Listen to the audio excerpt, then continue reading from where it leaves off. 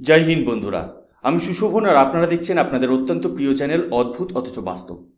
বন্ধুরা, ইতিহাসে কিছু মুহূর্ত আসে যখন একটি মাত্র ভুল সিদ্ধান্ত একটি সুপার পাওয়ার বা মহাশক্তিধর দেশের পতনের কারণ হয়ে দাঁড়ায়। ডোনাল্ড ট্রাম্প হয়তো ভেবেছিলেন তিনি ভেনেজুয়েলার প্রেসিডেন্ট নিকোলাস মাদুরোকে অপহরণ করে আমেরিকার হারানো শৌর্য ফিরিয়ে আনবেন, কিন্তু পরিস্থিতি বলছে তিনি মৌমাছির চাকে ঢিল মেরেছেন। আজ কেবল ভেনেজুয়েলা নয়, ল্যাটিন আমেরিকা থেকে শুরু করে ইউরোপের রাজপথ পর্যন্ত একটাই কথা ধ্বনিত হচ্ছে: আমেরিকা কি পৃথিবীর স্বঘোষিত ভগবান, নাকি তারা আন্তর্জাতিক আইনের ঊর্ধ্বে?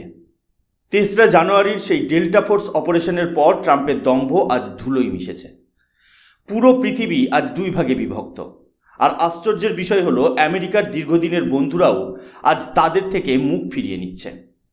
আজকের এই বিশেষ প্রতিবেদনে আমরা কাটাছেঁড়া করব সেই ভূ রাজনৈতিক সমীকরণ, যা হয়তো আগামী দিনে বিশ্বের মানচিত্র বদলে দিতে পারে। আসুন শুরু করি একদম গোড়া থেকে।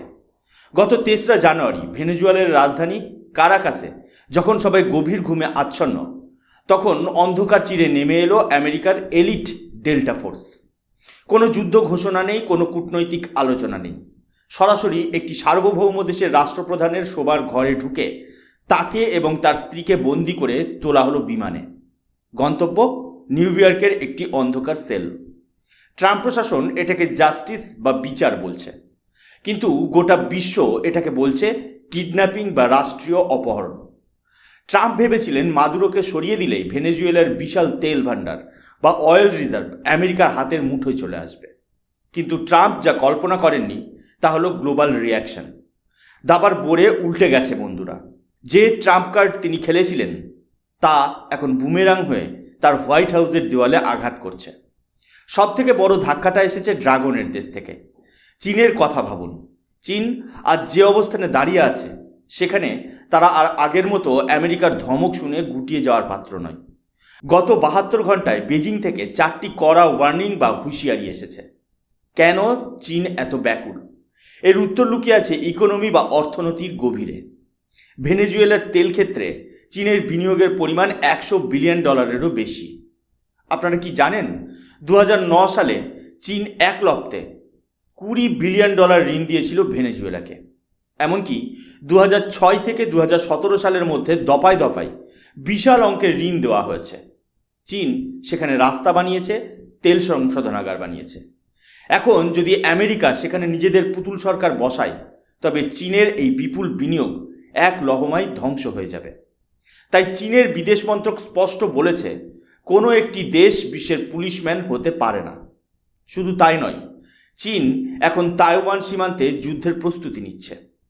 তারা আমেরিকাকে বার্তা দিচ্ছে, তুমি যদি আমার পেছনের বাগানের নাক গলাও, তবে আমি তোমার সামনের দরজায় আঘাত করব।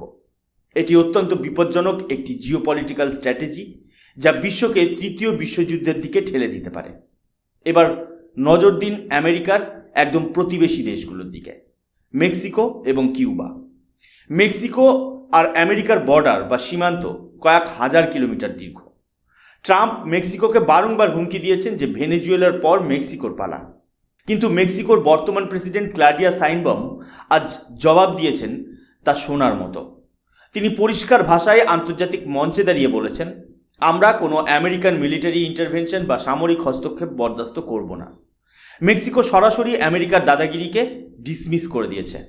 তারা বলছে, মেক্সিকোর মাটি থেকে যদি আমেরিকা কোনো অপারেশন চালাতে যায়, তবে তার ফল হবে মারাত্মক। অন্যদিকে কিউবা, যারা কয়েক দশক ধরে আমেরিকার স্যাংশন বা নিষেধাজ্ঞা সহ্য করে টিকে আছে, তারা আজ গর্জে উঠেছে। কিউবার রাষ্ট্রপ্রধান ল্যাটিন আমেরিকার সব দেশকে একজোট হতে বলেছে।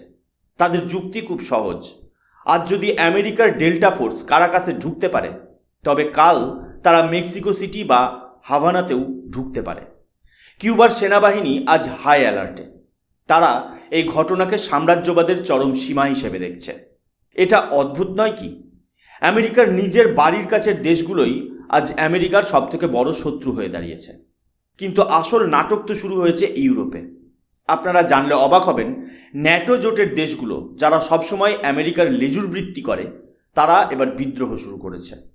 ফ্রান্সের কথা ধরুন, ফ্রান্সের ডেপুটি অ্যাম্বাসেডর যে ধর্ম অধিকারী রাষ্ট্রসংঘে দাঁড়িয়ে যা বলেছেন তা ট্রাম্পের গালে চড় মারার সমান। তিনি বলেছেন আমেরিকা যা করেছে তা প্রিন্সিপালস অফ পিস বা শান্তি প্রক্রিয়ার পরিপন্থী। এমনকি ডেনমার্ক এবং স্পেনের মতো দেশগুলোও এখন আমেরিকার পাশ থেকে সরে দাঁড়াচ্ছে। স্পেনের প্রধানমন্ত্রী পেদ্রো সানচেজ সরাসরি বলেছেন যে তিনি এই আমেরিকান অপারেশনকে স্বীকৃতি দেন না। কেন এমন হচ্ছে? কেন ইউরোপ আজ বেঁকে বসছে? এর পেছনে একটা গভীর মনস্তাত্ত্বিক কারণ আছে।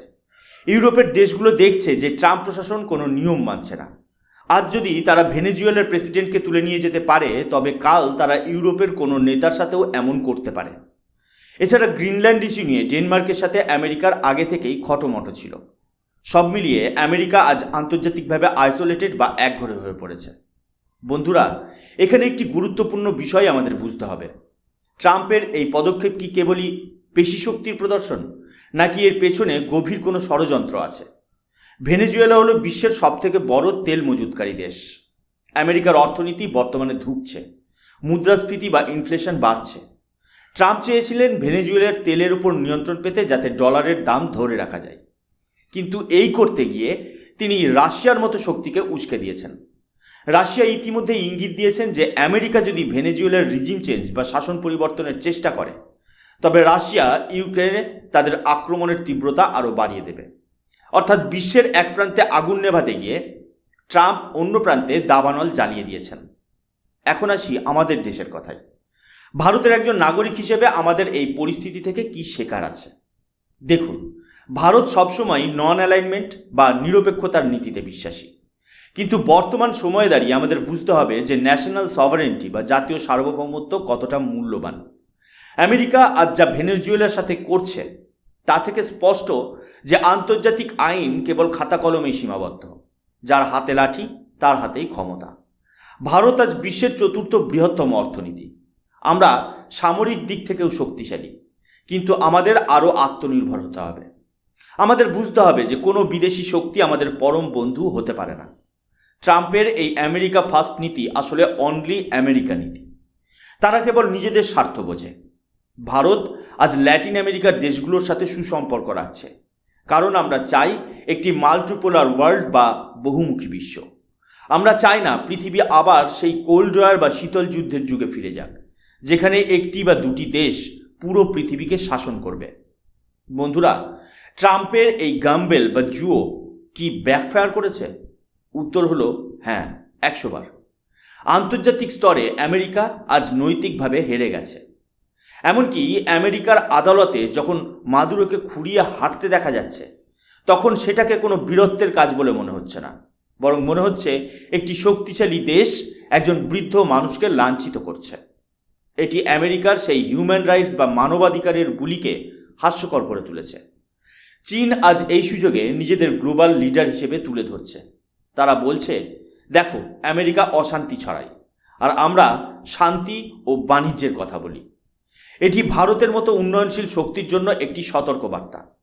আমাদের নিজেদের প্রতিরক্ষা ব্যবস্থা এবং ফরেন পলিসিকে আরও মজবুত করতে হবে, যাতে কোনো শক্তি আমাদের দিকে চোখ তুলে তাকাতে না পারে।